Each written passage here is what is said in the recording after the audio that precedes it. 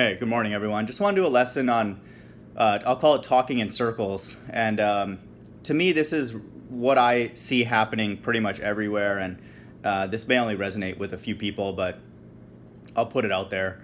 And it's been an amazing journey for me, in particular through corporate America, because over the last 10 years, I joined corporate America around June 2007 after graduating, and then I it's always been uncomfortable. I've had obviously moments that were okay or days that were fine, but for the most part from the beginning, I didn't know it at the very beginning, but it's been kind of like political, uncomfortable. It's never really truly about helping the company and all that kind of stuff. It's usually just pandering to your boss or sucking up, brown nosing, and all that kind of stuff. And so it's I've had actually probably really no experiences of like creativity, you know, um, strong, teamwork, true teamwork, and all that kind of stuff. I'm not saying that that's impossible. Obviously, people are doing creative work in teams.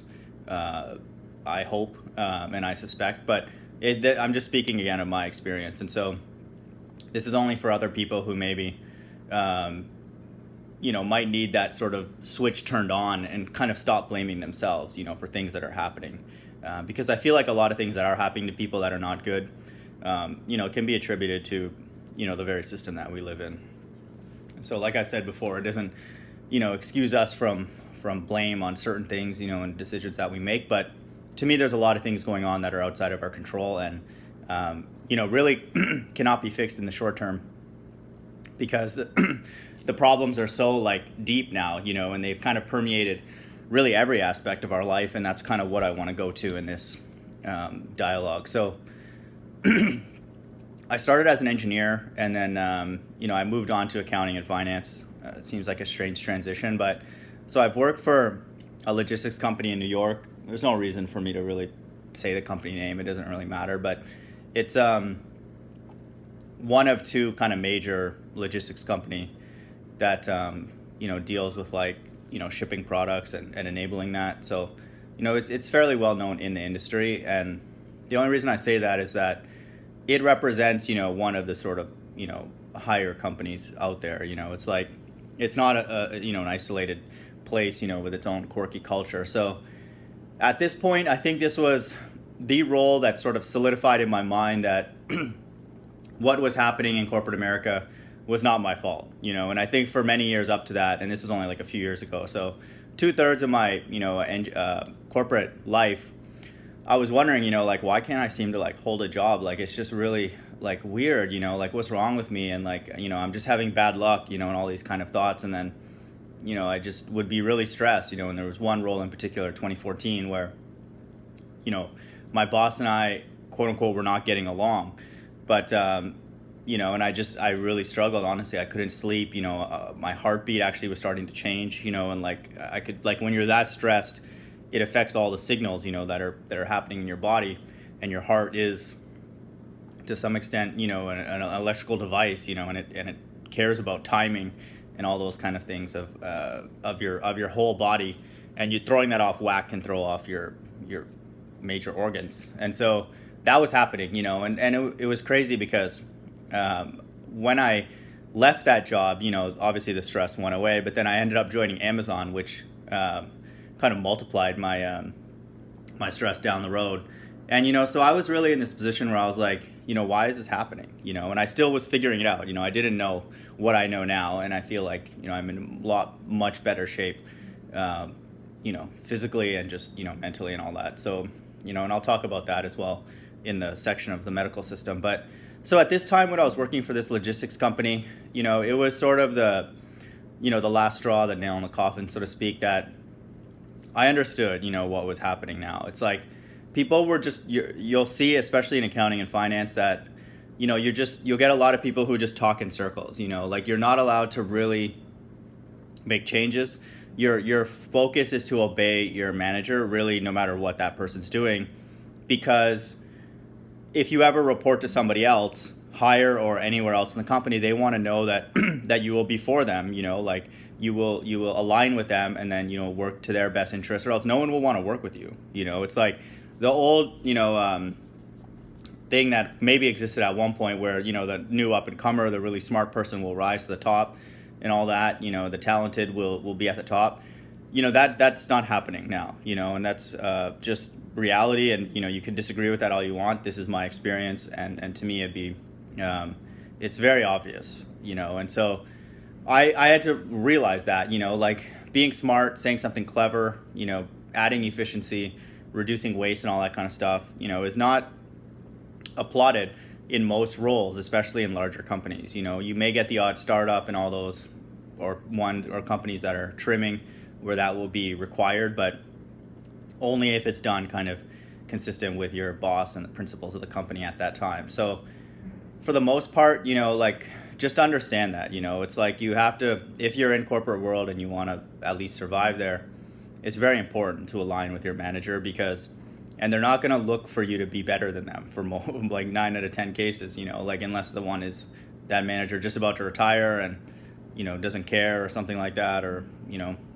is just happy in the role that they're at. They don't mind people, jumping, superseding them or whatever, but that's rare. And just think of it as like common sense, it's like, you're not going to sit there and just let somebody, take your job, it doesn't make sense. So you have to align with them. Managers need to feel important. So to me, the attitude that I've seen work well in a few people that I work with, and I admire them to some extent because I could never do this, but you basically have to laugh and sound smart. Those are the two, I would say, keys in the corporate world, at least in accounting and finance, for what I experience is like, but also even when I was working as an engineer, if you do that, and probably in that order actually, is to be lighthearted, and also it's very important to sound smart. Even if you're not necessarily doing, cutting edge things, like game changing things, it's very important to sound smart. And, that's what, the current state of corporate America really values. And so the laughing part means that you're able to be lighthearted and, kind of roll with the punches, even if it's stressful. And it's a good coping mechanism anyway. And sounding smart is a way to convey value, even if you're not necessarily valuable. But it's very important. And you see that with, financial people being interviewed. A lot of it is just, word salad, but it's like, they have to come across smart and reassuring, that everything's going to be okay.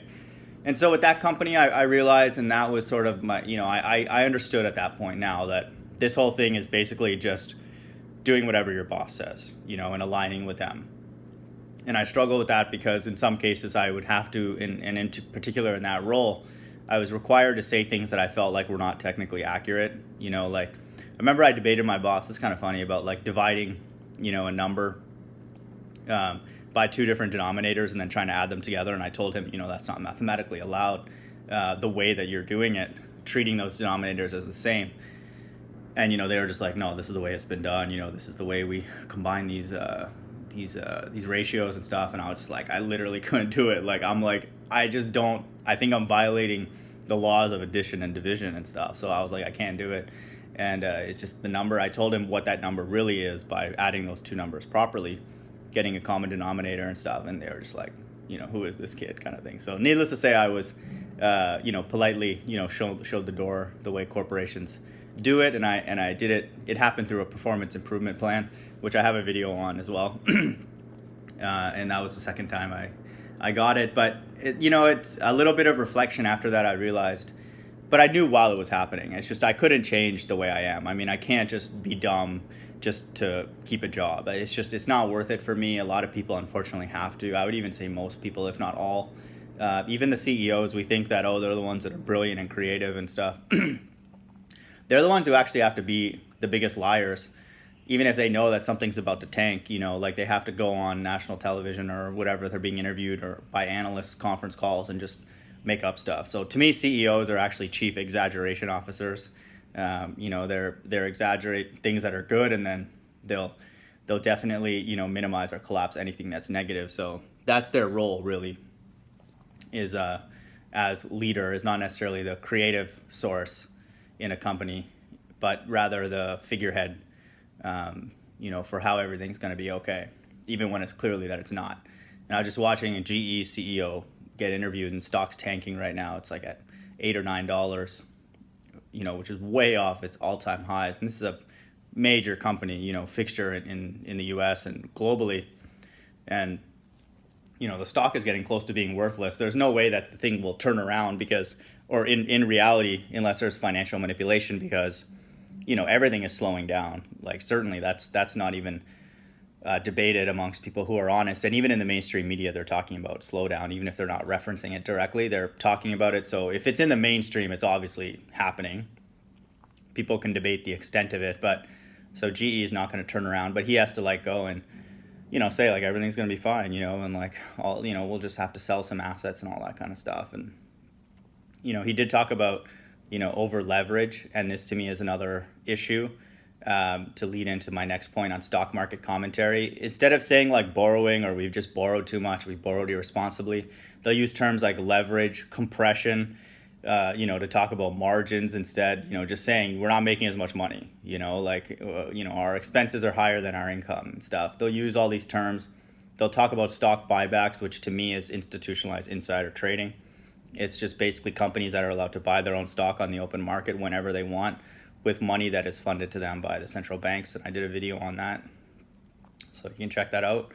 And so it's all this stuff. It's just like word salad. It's then once in a while they'll talk about what is actually true. So it's to some extent truth hidden in plain sight, but it's nested in their word salad. They'll talk about high frequency trading, how computers will look for different words, in the news and then react to it. And to me, this is one of the probably many ways that it's fed what decisions it makes. I think the main thing that HFTs, which they're short form high frequency trading, are fed are just all the trades that people are placing. It knows what people are betting, and then it will either blow those up or let them win if they know the people that are placing those trades. So it's that the centralized computer, it'll always win. It's the house always wins in gambling. It's the house is basically these high frequency traders, and they know trading computers, and so they know all the trades. So they're going to make sure that whoever they want to win will win. They never mention the money supply, which is the foundational element of this whole system. How much money is in the system dictates everything. You can't talk about valuations, how much a stock is worth, quote unquote worth. You can't talk about how much an athlete is quote unquote worth. You can't talk about how much we're worth as employees unless you talk about how much money is out there. Unless you know how much that total amount is that is available to the American people, you cannot do a correct valuation on a person, because that's the thing that dictates it, and they'll never talk about that. That's what drives the stock market, and I've done another video on that. So interest being charged on fake money, I've mentioned that before. These are not things that they'll talk about. So they'll talk about pretty much, they're allowed to talk about everything but this. And whatever they talk about, they'll use terms like compression, leverage, buybacks, all these accounting and finance terms that they know most people won't understand. And, we'll just be like, oh, it's so complicated. I don't want to think about it more, and then move on. And so same concept to me in the medical system. Your body's so complicated, it's you need a doctor, you need all these drugs or else. Really? How come they never talk about rest and relaxation? Now that I've been working part-time, really outside of the corporate, bubble, working from home, and when I have work to do, I clock in and clock out, and really I don't interact with that many people. I haven't really felt any stress, work induced really at all. And what about rest and relaxation? That's never talked about, in our satanic medical system. So to me, this is what I believe. This is my testimony that I negotiated with God on this with my life. I basically said, I will not continue working in an environment where I have to be stupid and where I have to be stressed out to survive. I just said, I physically can't do it, and I wouldn't do it. And to be honest, I don't think I would do it even if I had a family. I mean, they would have bad luck getting stuck with me. And so, I just wouldn't do it. And so, I feel like this role that I have right now, even though it's in my opinion, very temporary and short term, I basically negotiated for it with what I know. And so this is the thing with God in general, and I know this is a very difficult pill to swallow for a lot of people, especially if you do have mouths to feed, but that's really the only way to negotiate with God on anything, is with your life. Because what else does he want? He's like your car, all these kind of things. Well, what's God going to do with that? That's obviously a sacrifice. And, let's say you had something you really, really love and you have to give it up. Obviously God would count that And we've seen in examples in the Bible where, sacrificing your child, with the story with Abraham and stuff. So, but big picture, it's usually a person's life. God wants our whole life if he's going to do anything with us of value, and we have many, many examples of that where Jesus has talked about that.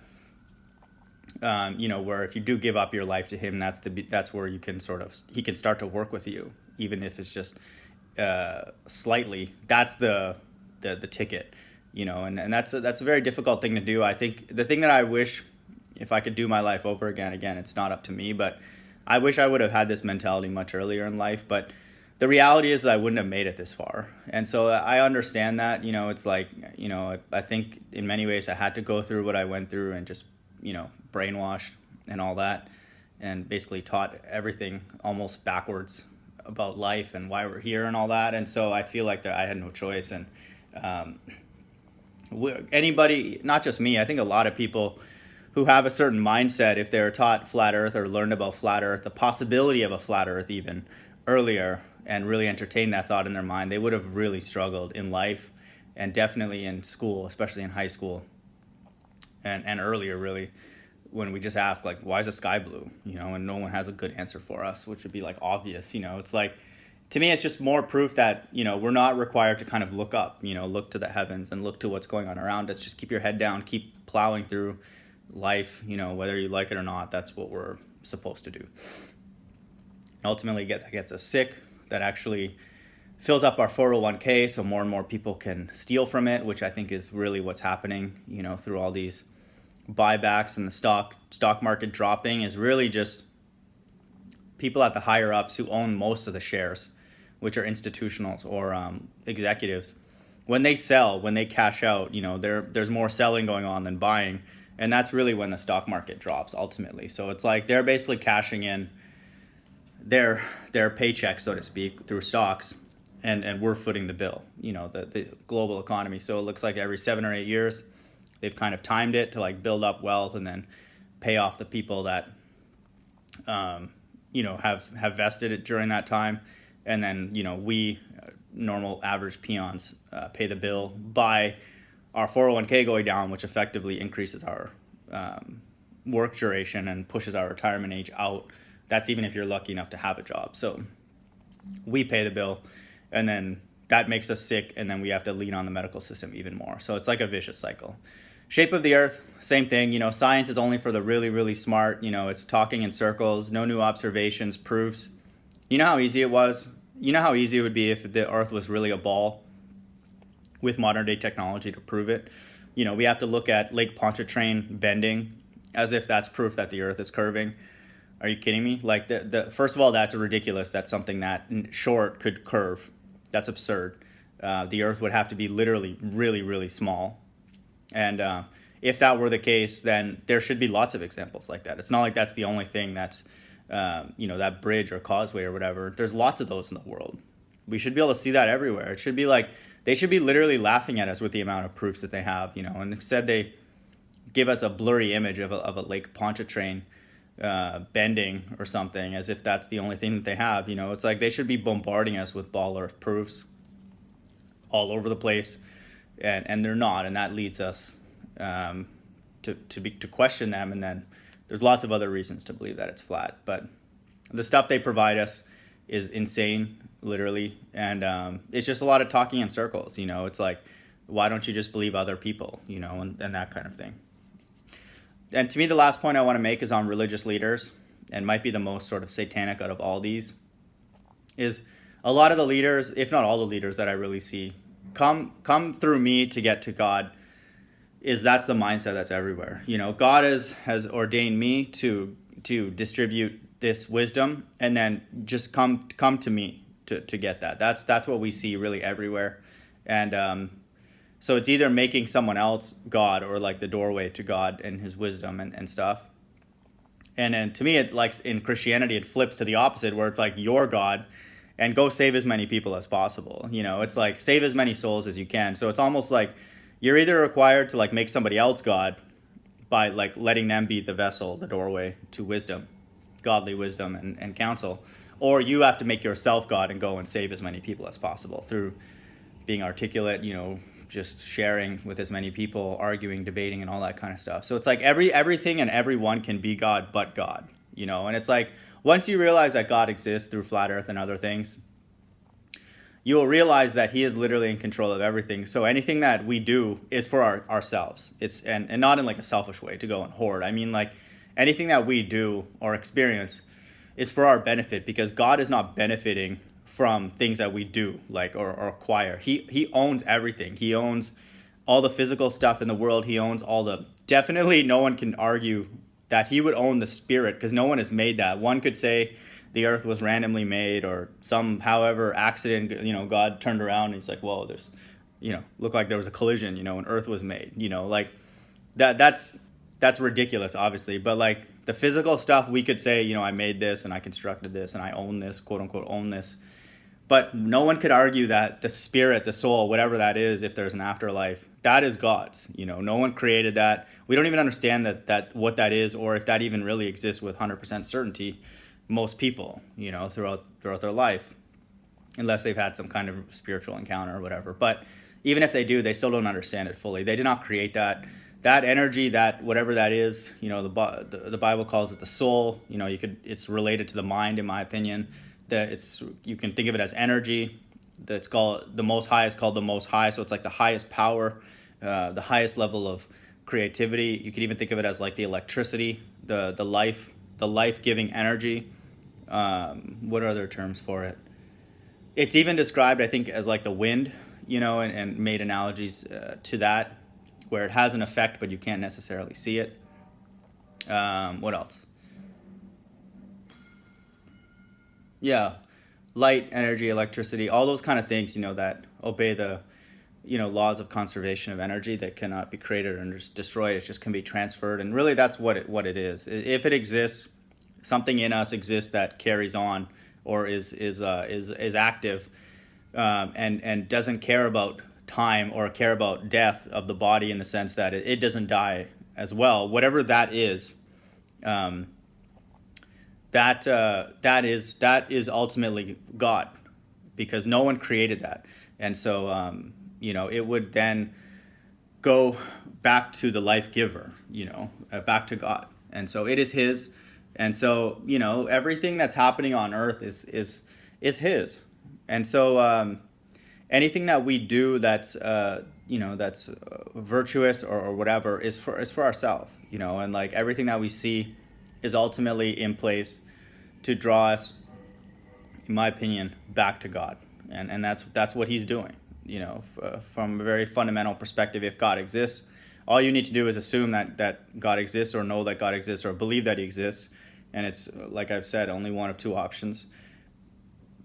And then you'd have to also believe that there's something inside of us, or around us, or however you think about that, that carries on after we die, and it knows what we've quote unquote been through. Those two things, to me, are all you don't even really need to know anything about the Bible. But then, that to me is what is very important, because that thing that's inside of us would have to be God. It would have to be from God. Obviously, what I believe is everything else is God's as well. Pretty much everything that exists is his. And that's why I call my channel The Mind of God, because everything, that's the source of everything. It's like our mind is the place where our past is stored, and like all the things that we've gone through, and then our decision making abilities and all that. So that dictates everything that we're able to do and to create and to pursue. And so that is the sort of source of everything that we do and that we are. And then with God, it's the same thing. It's like everything that exists had a moment in the mind of God, and that is the source of everything. And to me, all of us, everything good and evil and in between, reflect one data point of God's creativity, and we're an expression of it. And he has lots of ideas, if we were to think of infinity, whatever that means, that we can't really understand. But this is not the best that he can do, or all he can do. It's like God is, we would have to think is infinitely creative. Just looking at the earth, even though, there are a lot of things that are really evil about it, we can't argue that it's not creative. and it would require an infinitely creative being to create something like this. And so we all ultimately, I feel, return back to the mind of God, and we are a data point in his mind, and he has, the right and the ability and the decision-making power to allow us to exist and experience him more, or to end our story. And Jesus says that we should only be afraid of that who could destroy our soul, not our physical body, because our body is temporary no matter what. We all can live, we all may live a short life or a long life, but we'll never live an infinite life in this body.